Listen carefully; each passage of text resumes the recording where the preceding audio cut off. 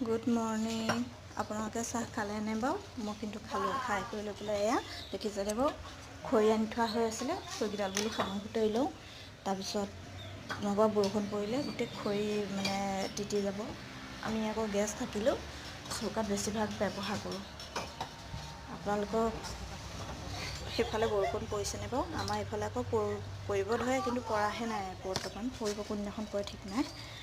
তাকে আগতীয়াকৈ বোলো সামৰি সুতৰি থোৱাটো ভাল।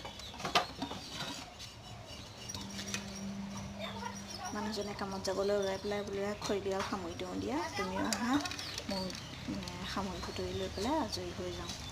মই বোলো হ'ব বোলক। সেই পলিথিনবিলাকে ঢাকি থৈছিলোঁ যে, এতিয়া পলিথিনখিনি আঁতৰাই কৰি দিছোঁ আৰু।